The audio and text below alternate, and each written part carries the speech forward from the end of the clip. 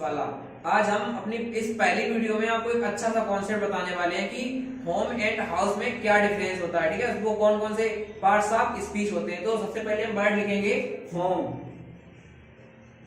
देखो, होम जो होता है किसी भी सेंटेंस में एज एन एडवर्ब की तरह काम कर सकता है और दूसरा एज आ नाउन की तरह काम भी कर सकता है। जैसे कि हमने यहाँ पे एक सेंटेंस लिखा है, I went to home, I went to home, और यहीं पे एक सेंटेंस और लिखा हमने, आई वेंट होम।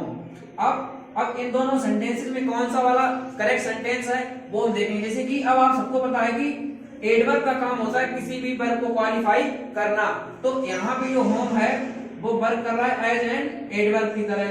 तो ये होम जो है इस वेंट वर्ब को क्वालिफाई कर रहा है। और आप सबको एक नोट पॉइंट यही पता होगा कि एडवर्ब से पहले कभी भी प्रीपोजिशन का प्रयोग हम लोग सामान्यतः नहीं करते हैं। तो यहाँ पे ये टू जो लिखा है, ये टू कभी इसका प्रयोग नहीं होगा। आई वेंट टू होम कहना बिल्कुल गलत होता है। आई वेंट होम ये बिल्कुल करेक्ट सेंटेंस लिखा आपका। ठीक है, यहीं पर एक दूसरा सेंटेंस और लिखेंगे, I went to his home.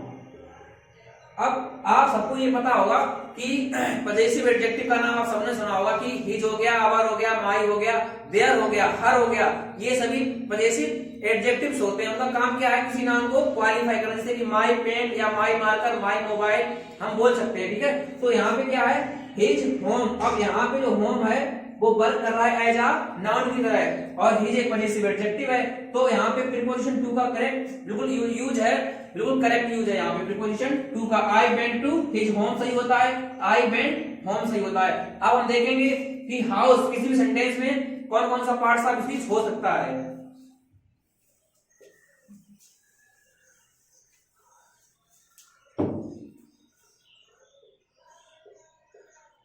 देखो, हाउस किसी भी सेंटेंस में एज आ नाउन की तरह वर्क कर सकता है और एज आ वर्ब की तरह भी वर्क कर सकता है। जब ये एज आ नाउन की तरह वर्क करेगा तब इसका मतलब केवल होता है घर, और जब ये एज आ वर्ब की तरह वर्क करेगा तो इसका मतलब होता है शरण देना या अपने घर में किसी को ठहराना, शरण देना या ठहराना।